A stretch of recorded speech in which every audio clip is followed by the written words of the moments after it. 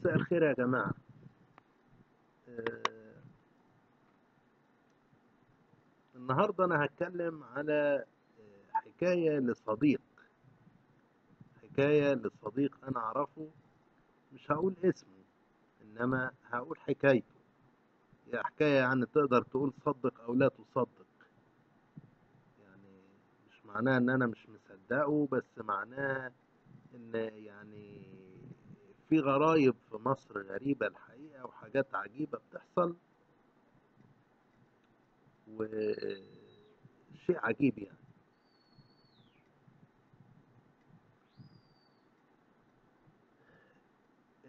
الحكاية تبتدي في مدينة 6 أكتوبر، في الحي ال 12، المجاورة الستة، عمارة 13 و 14. الحكاية دي بدأت في سنة 2020. المشكلة في المدن الجديدة دي إن الشرطة بعيدة، أماكن من الصحراء ضخمة جدا، علب كبريت عبارة عن عمارات ومباني وبتاع، حتى ما فيهاش خضرة. حتى اما ناس بتزرع شجر، الجيران نفسهم او اصحاب المحلات او بيحاربوا اي حد يزرع شجر، او جهاز المدينة نفسه متقاعس عن انه يزرع شجر، واخد بالك؟ يعني لا منه ولا كفاية شر، واخد بالك؟ له بيزرع شجر، سايب الدنيا. طبعا بتبقى مشايات وحاجات زي كده، زي الفكرة الامريكانية، بس الفرق ان دي بقى ايه، مشايات بين صحراء، بين رمل ورمل، مش بين خضرة وخضرة، مفيش خضرة. دي يعني لمحة بسيطة، لمحة بسيطة. مدينة 6 أكتوبر دي كان بيقول لك جوهرة المدن الجديدة، وفيها حتت معينة. يعني دايما يجيب لك جامع الحصري، منطقة الحصري، مش عارف المنطقة بتاعت الجهاز، الحي المتميز، الحتت اللي هي زي ما بيقولوا وش القفص. دايما يدى البياع الفاكهة أو الخضار العرباجي، اللي هو ماشي بعربية أو بتاع وغشاش، يحط لك إيه، كمية طماطم معفنة ومفعصة ونتنة ومدودة وبتاع في القفص، ويغطيها بس الوش القفص، إن هي طماطم حلوة قدامك أهي. إنما تحت بلاوي سودة ودود وقرف. فهو ده الوضع اللي في مدينة 6 أكتوبر دي، والله أعلم المدن الجديدة التانية أوضاعها إيه يعني. الشرطة بعيدة، وجهاز مرتشي وبياخد فلوس، حتى باعتراف وتعليقات الناس على صفحة الجهاز نفسه في الفيسبوك. كل شوية يقولوا كل موظف في الجهاز له مرتب شهري، بياخده من أصحاب المحلات، بياخده من المتجاوزين في الحي السادس، في الحي ال 12. موجودة الحاجات دي موجودة، والحكومة لا تحرك ساكنا، والقيادة الهبابية لا تحرك ساكنا. خلاص. بعد بلوة يناير دي 2011، الحكاية زادت وفاضت. هي فايضة أصلا وزايدة ومزفتة بزفت، بس هي زادت وفاضت. في الحتة دي جه واحد، محل أصلا فران أو بتاع فرن أو بتاع عيش سياحي. جه كذا واحد فيه، وناس متعصبين وناس إرهابيين وبدقون وقرف. وجه الشخص ده، الشخص اللي عنده بهاء أو عنده عدو شمس أو بتاع، اسمه ياسر الغرباوي. الله أعلم الغرباوي ده لقبه، والله أعلم ده إيه. حتى الصفحة بتاعت الفيسبوك بتاعته اللي موجودة دلوقتي عنده 20,000 واحد في آخر اسمه الغرباوي. الواد يعني عيلة إيه، ضخمة، مضبع بقى واخطبوط. طبعا البني آدم ده المفروض ان هو صاحب فرن المفروض واكل عيش وبتاع، يبقى بني ادم كويس، يبقى ماشي جنب الحيط، يبقى بتاع. لا، زي العادة في مصر في الايام دي، كل واحد مضبع ومبلطج وعامل نفسه كبير المنطقة وحاجة وسخة قوي. راجل عارف شرطة فاسدة، عارف مخبرين كتير، مش بس في 6 اكتوبر، عارف في القاهرة، عارف في اسكندرية، عارف في قنا، عارف في سوهاج، عارف ناس في كل داهية، وعامل حتى مشترك في صفحات مخابز اسيوط ومخابز اسكندرية. طب ده ايه علاقته بالناس دي؟ ايه علاقته باسكندرية هو؟ ايه علاقته بقنا؟ ايه علاقته باسيوط؟ ها؟ دي حاجة برضه غريبة. ناس مرتزقة يمين وشمال، بيديهم قرشين في جهاز مدينة أكتوبر يصهينوا عليه، يدي قرشين مش عارف لأمناء شرطة يصهينوا عليه، لا يدي قرشين لناس زي بالظبط القصة بتاعت محل الموبايلات اللي في منتدى نسوان. هي نفس الفكرة، بيتتبع ناس بيعتبرهم خصوم له أو بتاع من جيرانه، أو حتى هو بنفسه قال أنا ناس ياما ناس حاولت تأذيني. ده قالها لصديقي ده اللي هو اللي كان جاره، كان جاره في 2020. والصديق ده كان بيرعى والدته اللي هي القاعدة اللي قاعدة على كرسي متحرك، وكان عندها شيء من الزهايمر حتى في الفترة دي، كانت مركبة قسطرة بولية. كل الأوضاع دي وقاعدين لوحدهم، ويعني غلابة ومكسور الجناح، وأبوه متوفي، وإخواته اللي أكبر منه متجوزين، وكل واحد في حياته، كل واحد مطنش، أو كل واحد طمعان، أو كل واحد حاقد. المهم، فهم ليهم لنفسهم بس. والراجل ده هو وغيره بيبين لك ان مفيش رحمة دلوقتي عند الناس في مصر، مفيش رحمة، مفيش انسانية، مفيش اي حاجة، مفيش غير عداوة كراهية موجودة كده. كل واحد عايز يستولي على كل شيء، زي باصم بتاع منتدى نسوانج ده، نفس الشيء، نفس الشيء. كل واحد في حتة عايز يضبع فيها، ومحدش يردعه، وما يسيبش لغيره أي مكان. مجرد إن صاحبي ده فكر واتجرأ واتطاول، زي ما بيقولك، إزاي إن نفيسة المفشفشة تتجرأ وتتطاول وتفصل فستان زي فستانك؟ إزاي الراجل الجار ده اللي كان في الدور الثاني في عمارة 14 في شقة 202، ازاي الراجل ده او الشاب ده يركب تكييف، وياسر الغرباوي ده مالي الرصيف ورا العمارة وتحت البلكونات وتحت الشبابيك، ماليه بشويلة دقيق، تقول بإيه؟ بأطنان، أطنان من شويلة الدقيق. كل شوال بيبقى 50 كيلو. شوف عد بقى عشان توصل ل1000 كيلو، يعني طن. رغم ان هو عنده مخزن، رغم ان هو عنده فرن، رغم انه عنده، محتاج هو الدقيق ده كله في ايه؟ حتى مش مكلف نفسه ان هو يعمل تندة. لا، وازاي ان واحد يحط تكييف ويطلع خرطوم للتكييف عشان هينقط على الشويلة المقدسة دي، اللي كان بيقول حتى انا مأجر الرصيف، وعمال ان هو يحرجم وعايز يقطع الخرطوم ويبوظ طبعا التكييف، هيبوظ كده التكييف.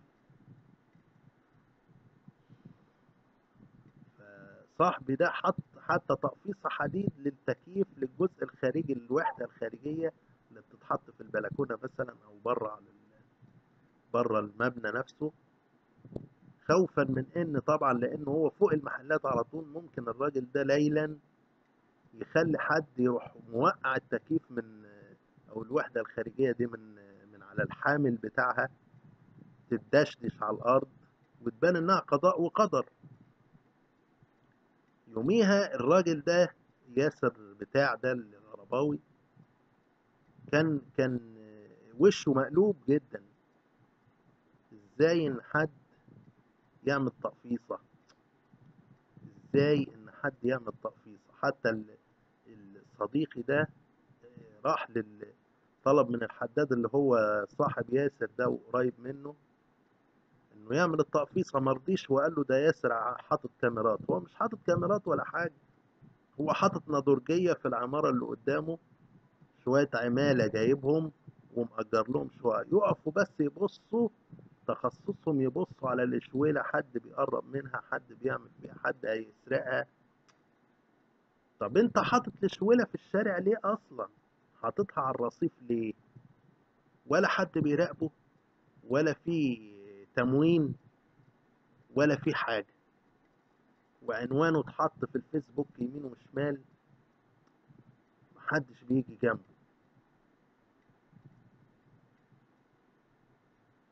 طبعا الشاب ده في النهاية اضطر ان هو خوفا على التكييف والبتاع، اضطر ان هو يشتكي هذا اللي اسمه ياسر ده، اشتكى لصفحة في الفيسبوك اسمها صوتك مسموع، تبع وزارة التنمية المحلية. الأول ما عبروهوش خالص، بعد كده كلمهم تاني.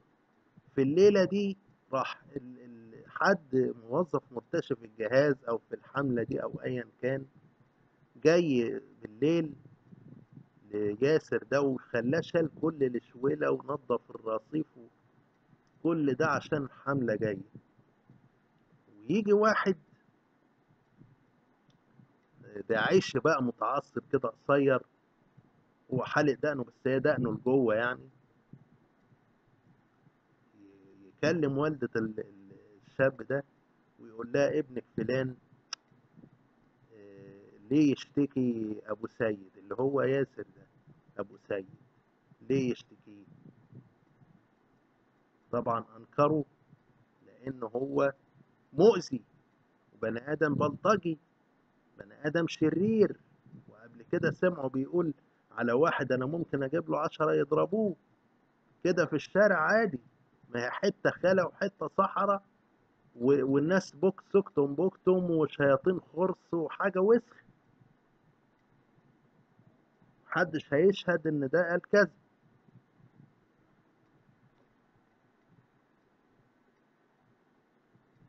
هل المحل ده تبع ياسر ده فعلا، ولا في ضابط شرطه كبير فاسد هو اللي بيملكه من الباطن؟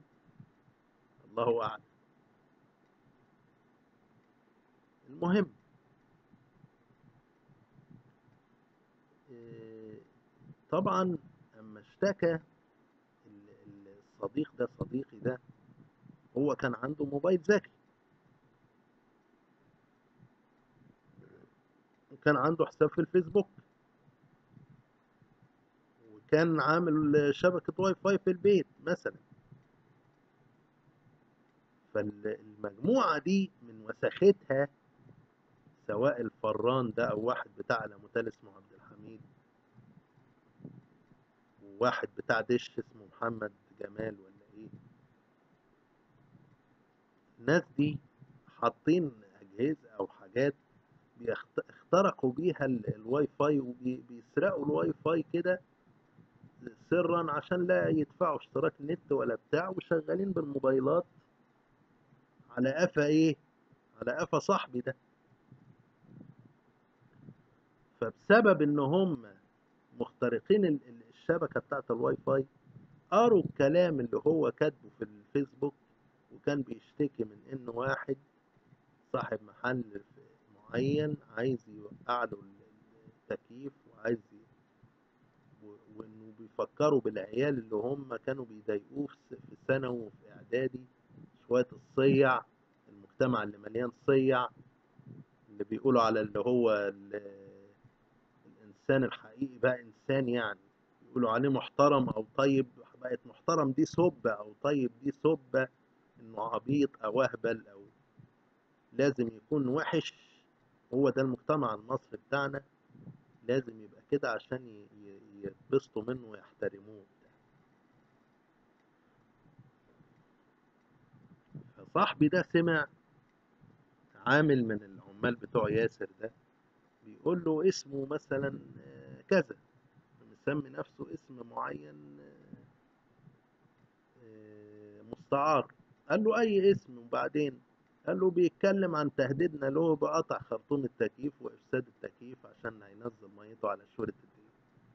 قال له ما هو لو ما نزلش ميته على الشولة بتاعتنا مش هنعمل له حاجة. شوف يعني هو واضح اهو، وبيقول الكلام ده قدام محله في الشارع عادي، حتة بقى خلا زي ما قلت لك وصحراء، وحتى لو في محلات واقفة ولا بتاع بيعرصوا له وهي ايه، وكأنهم مش سامعين حاجة، وشهود زور وولاد دين كلب. ايه ده؟ كل الكلام ده عمال صاحبي ده يسمعه. طبعا هو ده اللي خلاه ان هو يشتكيهم، ويا ريت الشكوى نفعت، لا ده ارتدت عليه.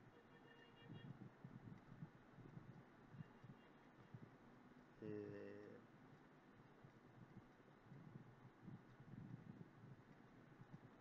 ياسر ده والعمال بتوعه شغالين مشغلين القرآن على طول في المحل بتاعه زي المحلات بتاعت مصر كلها دلوقتي. ان هو بس ايه، مظهر علشان يغطي سواد قلبه وسواد قلوبهم وشرهم، بيذيع قرآن وبيقول لك القرآن يلعنه. هو ده.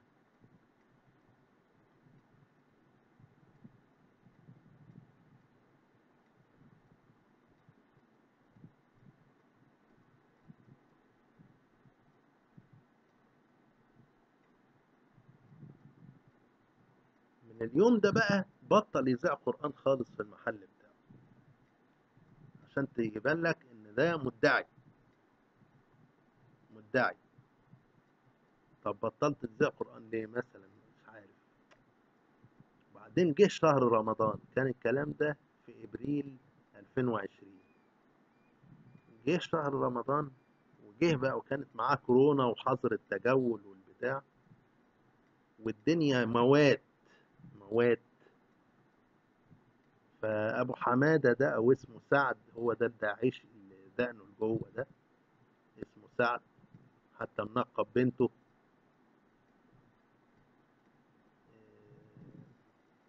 قاعد بقى على طول مع ابو سيد ده، يقول له رقم البطاقه الرقمي بتاع الاشتكاك كذا كذا كذا. بيرمي كعوب ده ولا بيعمل ايه؟ بيرمي طعم. يحاول يعمل حرب نفسيه. ومن فترة صاحبي ده باع تلاجة قديمة، والمشتري خد صورة من بطاقته يوميها. طب ما ممكن، والمشتري ده قريب وكان وشافه ياسر ده، شافه في اليوم ده. طب ما ممكن يكون راح وخد بطاقته، خد الرقم القومي او منه. خلاص. وبعدين في يوم عامل من العمال بيقول له فرجت يوم الثلاث. ياسر ده سافر للقاهرة، وبعدين جه. هل راح مبحث النت وجاب واحد فاسد جاب منه جهاز مثلا يخترق الموبايل او يخترق حساب الفيسبوك بتاع صاحبي ده، ويخترق الواتس بتاعه، لانه كان حسابه مغلق على غير الاصدقاء. بعد كده ظهر له نوع الجهاز غير معروف في تسجيلات الدخول. طيب اذا الشخص ده ياسر ده والجماعة اللي معاه اخترقوا الحساب بتاعه. وفي ليلة من ليالي رمضان، وقت السحور، كان بيقول له واحد من رجالته كان قاعد على موتوسيكل، بيقول له عايزك تكسر له نفسه وتكسر له بدنه خالص، لأنه واقف حالي وأكل عيشي وأكل العيش مر. اشتبه في واحد الظاهر، واداله حد يضربه، جاب له ناس بقى يضربوه. وفي شوية عيال دخلوا معاهم شومة للفرن بتاع ياسر ده، يخبوا الشومة عنده. وبعدها الظاهر جت مرات الشخص اللي اتضرب ده، تعيط وتطلب فلوس عشان تعالج جوزها ده. فاداها وشه بقى ايه، خده، زي ما بيقول لك لا تصعر خدك للناس، فصعر لها خده يعني. وبعدين اداها فلوس وقال في الموبايل بتاعه معرفش مين اللي عمل فيه كده. حاجة مش مظبوطة، البني آدم ده مش مظبوط. فصاحبي ده كتب في الفيسبوك بتاعه انه خايف ان ياسر ده يجيب له بلطجية يأذوه.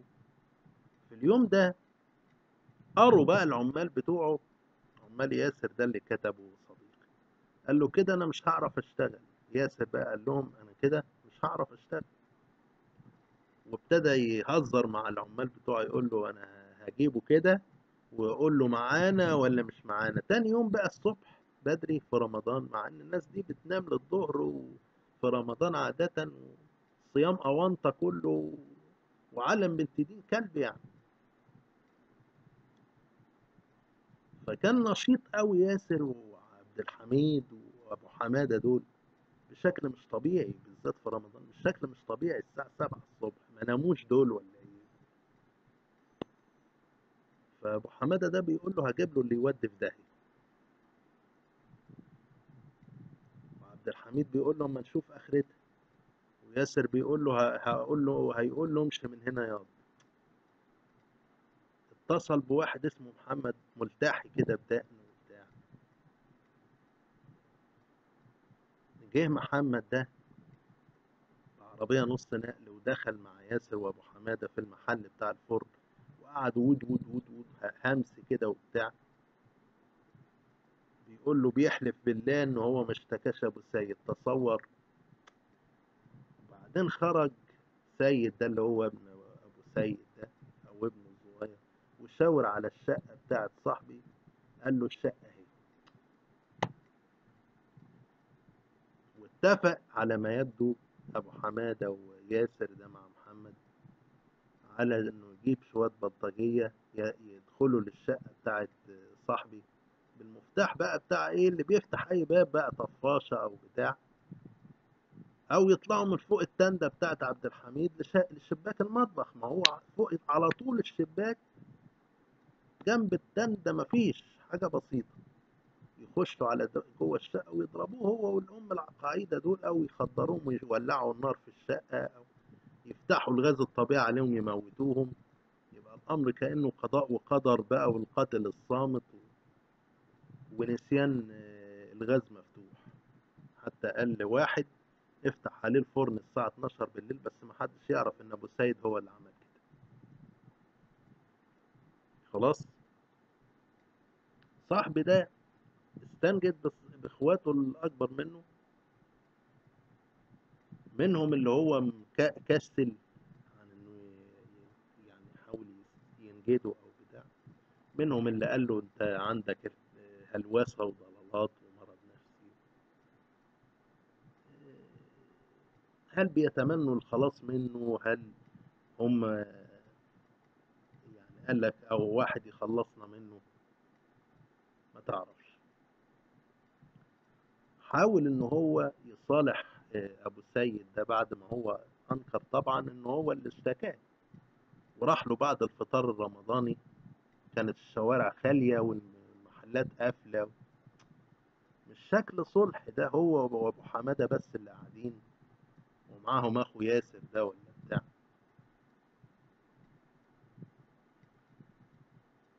وبعدين صاحبي ده قال لي ياسر انا اللي اشتكيتك في النت، او انا اللي كتبت المنشور في النت. قال له ابو حماده خلينا ننسى الماضي بقى خلاص بسرعه كده، مش عايزه يرد.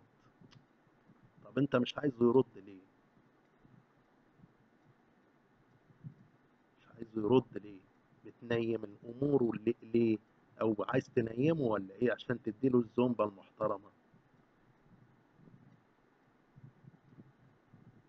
وعده بوعود معسوله، وهو وامه وبتاع وما تخافش ونام وانت مطمن وبتاع. وهم قاعدين، مشي ابو حماده ده متعرفش زرع فين، ورجع ومعاه اتنين شباب كده بلطجيه ولا ايه، واحد حاطط لابس خاتم بفص كبير، وحاطط بتاع على قورته بلاستر. طلبوا من اخو ياسر ده يصلحوا الخلاط. خلاط ايه؟ طب ده فران، صلح خلاط ايه؟ واداهم مفاتيح، سلسلة مفاتيح. ده ايه ده؟ ده سيم ده ولا ايه؟ قال جايبهم عشان يشوفوا الصاحب ده عن قرب، عشان لما يعرفوه بعد كده عشان يضربوه ولا ايا كان. بعد ما طلع بقى صاحب شقته، سمع ابو حماده ده بيقول له اللي يعادينا ويعادي لا اله الا الله لازم نخلص منه. واخد بالك؟ انهم دخلوا على الحساب بتاع الفيسبوك بتاعه ولقوا ان هو بيهاجم المتطرفين. هو مش عايزين كده، يعتبر ان هو معادي لأمة لا إله إلا الله. المحامي بتاع الأمة هو أبو حمادة وياسر الغرباوي. ياسر قال له بس صعبان عليا الحاجة أمه ملهاش ذنب. أبو حمادة قال له طب ما في عروسة اتقتلت ليلة فرحها وبرضه ما كان لها ذنب. فكده يبقى ما هم ما تصالحوش معاه بقى، دي كانت مكيدة. دي كانت مكيدة بقى، أو كلام فاضي، ضحك على الدهون. الصبح صاحبي ده كلم أبو حمادة، قال له أنا باخد أدوية وصحتي على قدي ومش حامل ضرب وبتاع. ضحك بسادية كده اللي هو أبو حمادة وقال له حاضر هبلغ محمد إنك بتاخد علاج. حاجة جميلة يعني، ده حاجة جميلة بقى فعلا. وبعد شوية الظهرية كده في حضور أبو حمادة ومحمد ده في الفرن، عامل قال لياسر النت بيتفتح في أي وقت ولا يكون عزيز عليك. قال له مش هيكون عزيز، أعز عليا من ولادي. لا ده حاجة بقى مش مظبوطة. فكتب صاحبي ده كتب في الواتس لأخوه إنه لو جراله أي حاجة واتصل بيه الصبح ولقاه هو وأمه ما بيردوش، يعرف إنهم يا ماتوا يا اتأذوا، والفاعل هو ياسر وأبو حمادة، ويبلغ عنهم الشرطة. عارف هو إن ياسر ده بيراقب حسابه وواتسه. وفعلا ابتدوا قاعدين يقروها مدة، ياسر وأبو حمادة بعد الفطار، قبل الفطار ولا بعد الفطار؟ قبل الفطار. قال له رد يا عم، بيقولها كده في الشارع، رد يا عم على اخوك، مين يعرف انك هتصحى الصبح.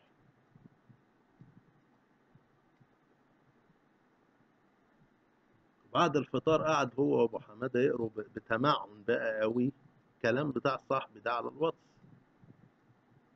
بعد فتره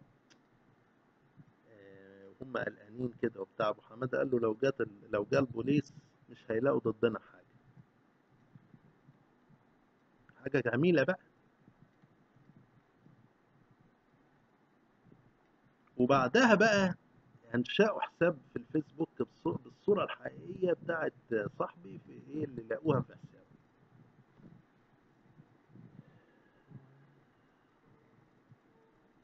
واشتكوا منه بقى صاحب المحل الدشات اللي هو محمد جمال ده اللي هو جنبهم، عشان ياخدوه في صفهم ويحرضوا كل اصحاب المحلات المجاورة على صاحبي ده عشان ايه؟ عشان يأذوه بحيث يبقى الموضوع بعيد عن ياسر يعني. او ينصروا ياسر ويشهدوا معاه لو قرر يأذي صاحب البلطجية. حاول برضو صاحب ان هو يصالح الناس دي،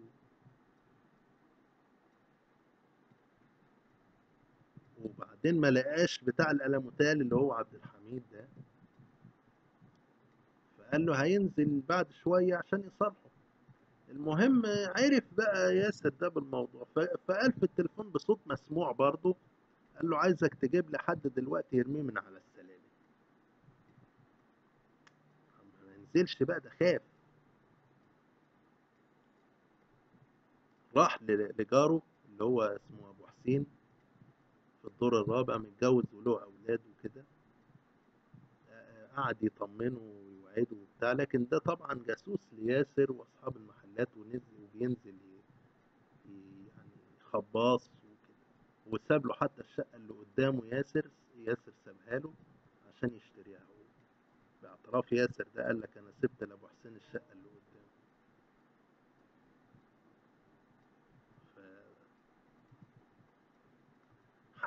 حاول صاحبي ان هو يقعد في شقة اخوه اللي هو متجوز القريب سكنيا منه. هو في المجاورة الستة، اخوه في المجاورة الخامسة. فقال رفض. قال له روح بقى للشقة بتاعتنا اللي في القاهرة. فراح. كانت في الحلمية الجديدة.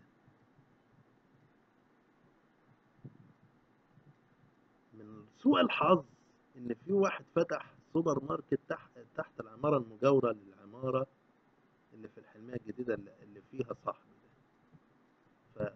فبعد رمضان خلص وعيد الفطر، لانه قعد اواخر رمضان هناك في الحلمية دي. هي تقريبا كده عند السيدة زينب والحسين والحتت دي، ما اعرفش بالظبط. في تاني يوم عيد الفطر جاء واحد من طرف ياسر لشعبان اللي هو صاحب السوبر ماركت، وابتدى يودود وقال له بقى ده في مجنون هرب من عندنا واشتكى وحاول يحرق محل ياسر وجه سكن جنبك هنا، وعايزينك تراقب الحساب الفيسبوك بتاعه وتكلمنا على الرقم ده، وهنقول لك باستمرار تتصرف ازاي معاه. فعلا بقى كل يوم الصبح شعبان ده يتكلم مع ياسر. ابتدى ياسر ده من خلال الحساب المزيف لصاحبي اللي بصورته ده يشتم اللي هو شعبان ده، وده برضه متطرف للأسف. والمساعد الشاب بتاعه اسمه إسلام، ويهدده بحرق محله وبتاع. فخاف شعبان وإسلام وتعاونوا تماما بقى مع ياسر. أصبحوا إيه، من إيده دي لإيده دي وخاتم في صباعه يعني. ابتدوا يحاربوه حرب أعصاب برضه. صاحبي برضه ابتدوا يحاربوه ويخوفوه ان هم هيطلعوا له الشقة ويقتلوه بالسكينة ومش عارف ايه، ولو ما كانش النهاردة يبقى بكرة، ولسه هديله كمان وبتاع. وبعدين بقى مش قادر ينام تاني زي ما كان برضه في الفترة الأخيرة. في 6 أكتوبر مش عارف ينام بالليل. بقى يقعد عند اسم الخليفة اللي هو كان قريب من الحتة دي في ميدان القلعة كده، جنب الجامعين بتوع السلطان حسن ومعرفش الحسين ولا ايه، السلطان حسن والرفاعي تقريبا.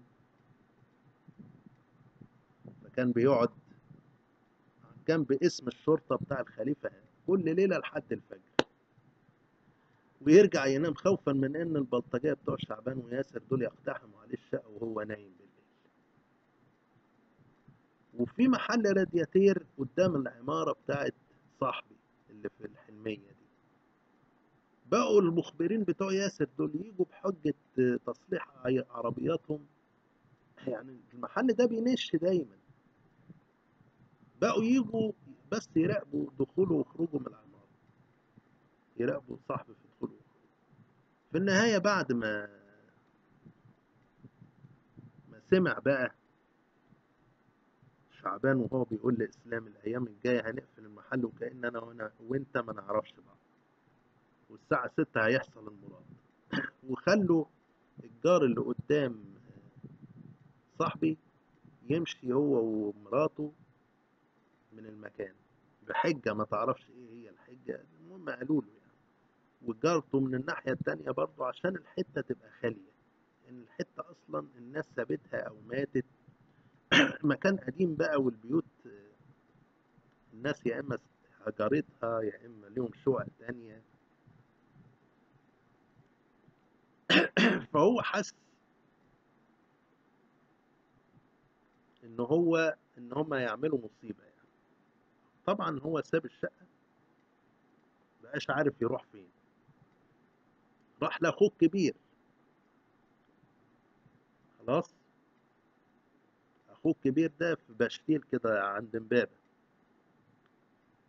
ف وقال له انا يعني مش قادر اقعد في البيت، انا بركب اتوبيسات طول اليوم رايح جاي عشان مش قادر اقعد في البيت من الكلام اللي عمال يقوله شعبان ده. وحكى له الموضوع وكده. قال له موت في اخوك الكبير، قال له ايه بقى، موت في بيتك عشان تلاقي حد يدفنك. وحس بقى ان هو الاخوات دول اخواته على صلة بياسر. خلاص كان ده في عز حظر التجول بتاع كورونا واضطراب البلد، والشرطة اللي بتفتش على الكمامات بدل ما تمسك البلطجية والمجرمين. اصلا عقوبة الضرب اصلا السجن مخفف جدا او غرامة. في الاخر حاول ان هو يقعد في لوكاندا في فندق في الحسين.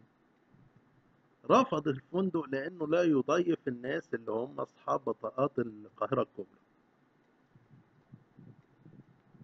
في قانون كده، ما تعرفش ولا عرف ولا ايه، ان هو ما يضيفش حد بطاقته تبع الايه، المدينة اللي تبعها الفندق. وللاسف بقى سوء حظ صاحبي ان هو افتكر ان ده حال كل الفنادق اللي في القاهرة. بعدين بقى بسنين ولا بشهور ولا بتاع، بعد فوات الاوان، عرف ان في وسط البلد فنادق عادي بتاخد الناس اللي من القاهرة عادي. بس حظه السيء وقعه في الفندق ده. فقرر ان هو يروح المنصورة. قعد في فندق، بقى كل يوم يقعد ليلة في فندق ويسيب المدينة، يروح مدينة تانية وحاسس، وفندق تاني، وحاسس بتعقب ومطاردة المخبرين بتوع ياسر له في المواصلات بين المدن، من اسكندرية لأسوان لأبو سمبل. وصرف تحويشة العمر اللي معاه ألوف مؤلفة كانت سايبها له أمه، بسبب الشخص الأخطبوط ده اللي هو ياسر ده الغرباوي، وأبو حمادة والإخوات دول. حتى إن هو استخرج تاني شهادة الجيش بتعب، واستخرج شهادة كليته تاني. كل ده لأنه مش قادر يرجع ياخد أوراقه من الشقة اللي في مدينة أكتوبر. وبعدين راح مدن كتير منها من المدن اللي في الصعيد، راح سوهاج مثلا، راح الغردقة. هي فسح وكل حاجة وبتاع، بس فلوس رايحة وعدم استقرار ووضع مش طبيعي. وهو في سوهاج وقاعد في الكورنيش على ناحية كده في سوهاج متروكة مهجورة. جاله واحد، كانت الساعة 12 الظهر، عشان تشوف إن البلد ما فيهاش أمان ولا فيها حاجة. واحد قاعد يفتش في شنطته، وعرض عليه بيقول له أجوزك بنت غلبانة، وقيع بنت، وقيع جوزها له وشغله يبيع خواتم. قال له لا، فقال له لا، انت يبقى جاي هنا تعمل مشاكل. ايه ده؟ واتنين قرع معاه وقالوا له اقعد في الحتة دي عشان محدش يقطع عليك. ويقول له ده دورة المية اللي جنبك دي مليانة شخاخ ومكسرة ومزفتة. يقول له بيجي الشباب ومعاهم بنات ينفوهم في دورة المية دي. يقول له يا عم ده مليانة شخاخ وبتاع. قال له بس انت ابعد انا وانت ونقعد في الحتة البعيد دي، عشان ايه؟ انت واقف حالهم كده. وبرضه مرة تانية في سوهاج جايب له واحد على الكورنيش عايز يستدرجه ويركب معاه الموتوسيكل. طب ليه؟ عايزين يمضوه على وصولات أمانة، ولا يقتلوه، ولا يضربوه، ولا يغتصبوه، ولا ايه؟ أوضاع غريبة. واشمعنى سوهاج دي فيها الأوضاع دي؟ وفين المحافظ وفين الناس دي؟ فين الأمن اللي فيها؟ معرفش. وبعدين استقر أخيرا في فندق في المنيا. المنيا معقولة مع إنها في الصعيد، بس أمان وأنظف. الظاهر عشان مليانة مسيحيين بقى ما فيهاش فهي أمان وأنظف. فقعد في فندق في المنيا، حتى كان اسمه فندق إخناتون. ابتدى قرر بقى، لأنه هو سايب كل حاجة، ما خدش معاه موبايله ولا حاجة، ساب كل حاجة وراه ونفد بجلده، معهوش حاجة. فجاب موبايل صغير بعد تردد طويل، واتكلم مع عمه، طبعا كانت مشتاقة له وبتاع. فوجئ ان هو اخوه القريب سكنيا منهم ده بيكرهه. ليه بقى يا سيدي؟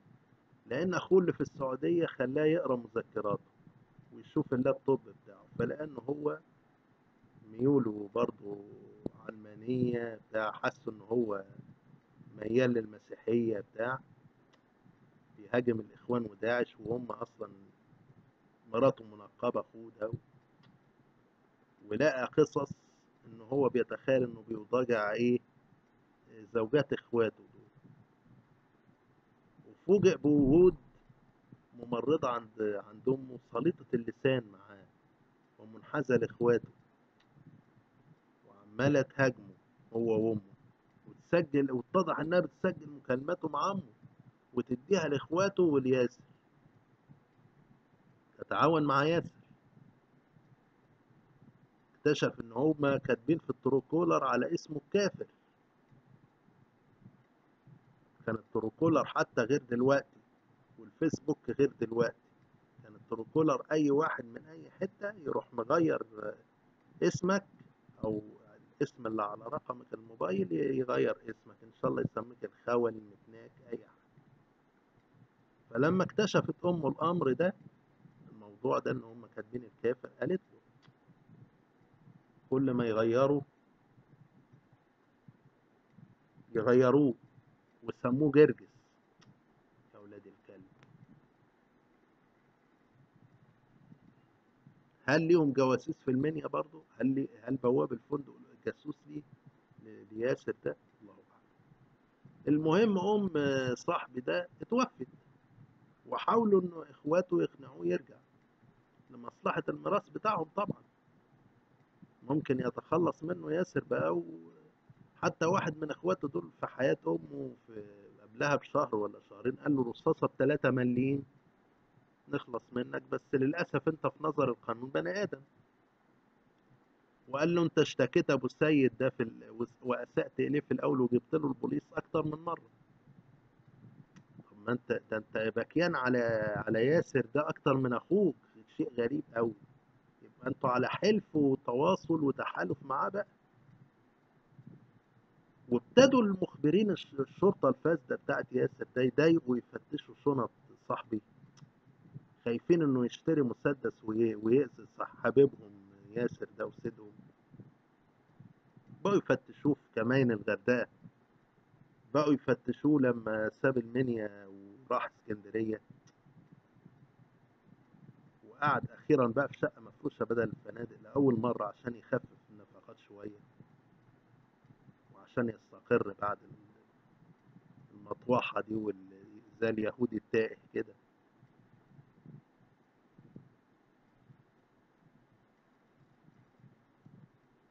ومنتهى الغير آدمية، مخبر في المنيا خد الرقم القومي بتاعه، قعدوا ساعة يفتش في شنطه.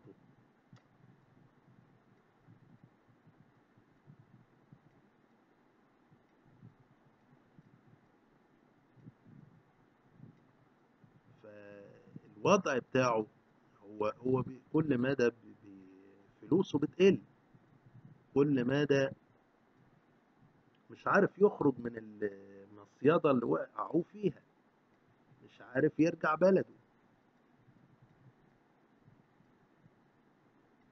مش عارف ياخد ميراثه.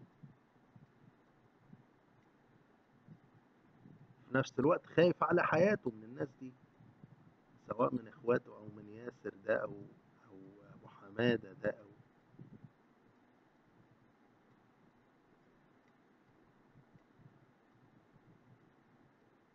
فيعمل ايه؟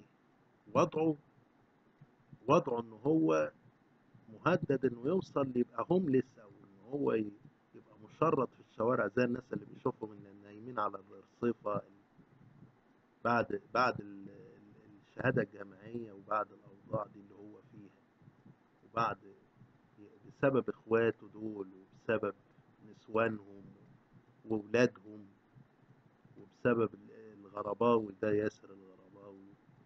دي الأوضاع اللي في مصر دلوقتي، ودي قصة صدق أو لا تصدق. أكتوبر، الحي ال 12، مجوز 6، عمارة 13 و14. شيء غريب حقيقة، شيء غريب إن واحد زي ده يبقى بهذه الصورة مضبع ومحدش قادر عليه.